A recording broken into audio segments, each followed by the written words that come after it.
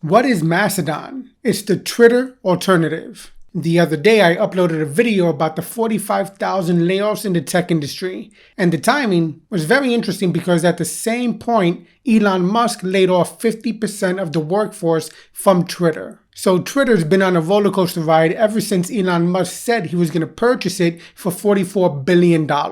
At first he wanted it, then he didn't want it, and then he said, you know what, why not? I guess when you're the wealthiest person in the world, you can make decisions last minute like that. Now, some people have joked that he's had buyer's remorse because he spent significantly more than what Twitter was supposedly valued. Some people estimated the real value of Twitter was about $25 billion, not $44 billion. But I guess inflation even hits the billionaires of the world. One of his first acts was to fire the top executives of the company. But then shortly after, he decided he wanted to let go of 50% of the workforce, even though some of those people will be coming back apparently. Then he decided he wanted to implement an $8 verification fee for people who want to be verified on the platform. Since Elon Musk took over, some celebrities have decided to leave the platform itself, and some advertisers have raised concerns. Enter Mastodon. People have been looking for an alternative to Twitter for a long time now. And back in 2016, a developer named Eugen Rochko decided he wanted to create a Twitter alternative, and he called it Mastodon. Interestingly enough, he said that one of the reasons why he decided to create Mastodon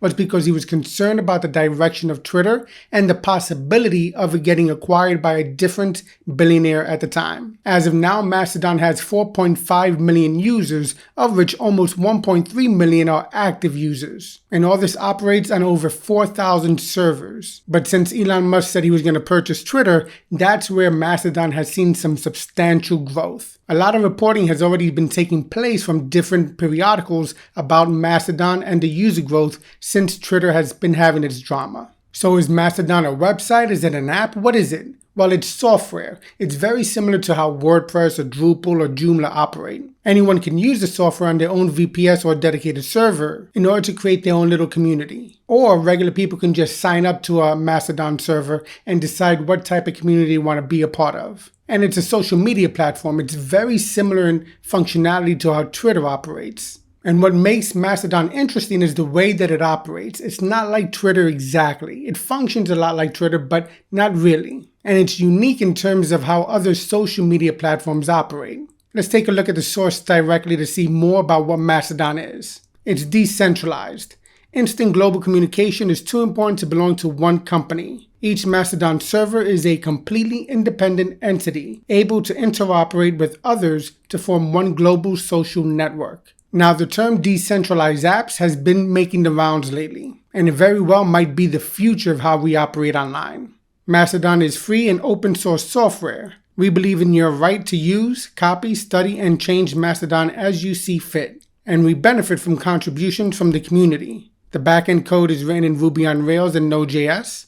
The front-end code is written in React and Redux, and the database uses PostgreSQL, and the code can be found on GitHub. Mastodon emphasizes that it's not for sale. They respect your agency. Your feed is curated and created by you. We'll never serve ads or push profiles for you to see. That means your data and your time are yours and yours alone. It's interoperable. Built on open web protocols, Mastodon can speak with any other platform that implements ActivityPub. With one account, you get access to a whole universe of social apps, the fediverse. No, the fediverse is not like the metaverse. You're not going to have to get any fancy gadgets in order to operate with it. The fediverse is an ensemble of federated servers that are used for web publishing. For example, social networking, microblogging, blogging, or websites. You could use it for file hosting. And while each are independently hosted, they can communicate with each other. So again, this goes back to the decentralization. There are over 4,000 servers and each are operated by different entities, but they can all intercommunicate with each other. And they really want to emphasize the fact that the social networking is not for sale. Your home feed should be filled with what matters to you most, not what a corporation thinks you should see. Radically different social media back in the hands of the people.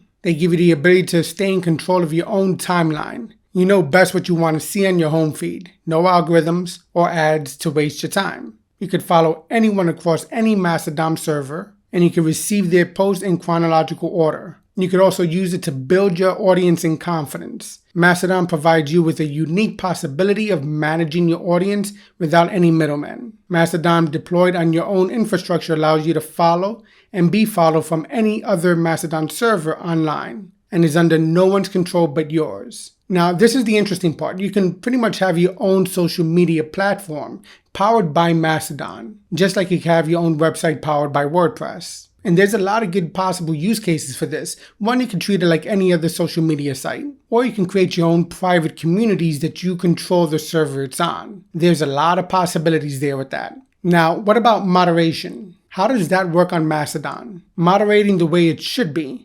Mastodon puts decision-making back in your hands. Each server creates their own rules and regulations, which are enforced locally and not top-down, like other corporate social media, making it the most flexible in responding to the needs of different groups of people. You join a server with the rules you agree with, or you could host your own. Now, what can you post on Mastodon? Unparalleled creativity. Mastodon supports audio, video, and picture posts. Accessibility descriptions, polls, content warnings, animated avatars, custom emojis, thumbnail crop control, and more. You could use it to publish your art, your music, or your podcast. Now, we all know that Twitter is a microblogging type platform, and so is Mastodon. And there's a few similarities you should be aware of.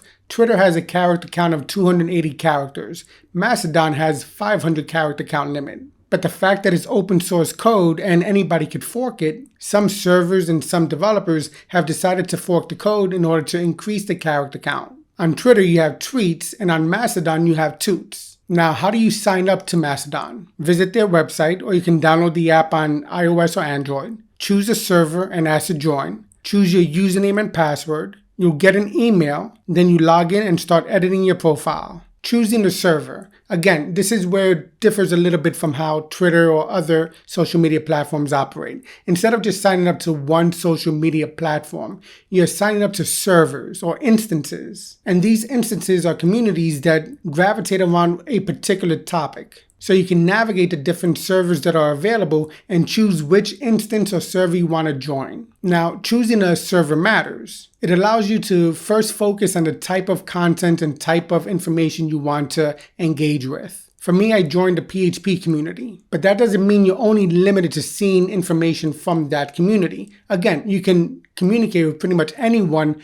on Mastodon, and that means even across servers. So that being said, choosing a server really doesn't matter. While servers cater to specific communities, you can follow anybody anywhere else, and you can have all their content part of your feed. So with 4.5 million users, and of that, an active community of 1.3 million users, are you going to join? Again, with Mastodon, there's no algorithm, there's no advertising. There's just creating a community how you want it. If you do join, consider following me. Alright, hopefully you enjoyed this video. If you did, give it a thumbs up. Don't forget to subscribe. Hit that notification icon. Leave your comments and thoughts down below. And as always, thanks for watching and happy coding.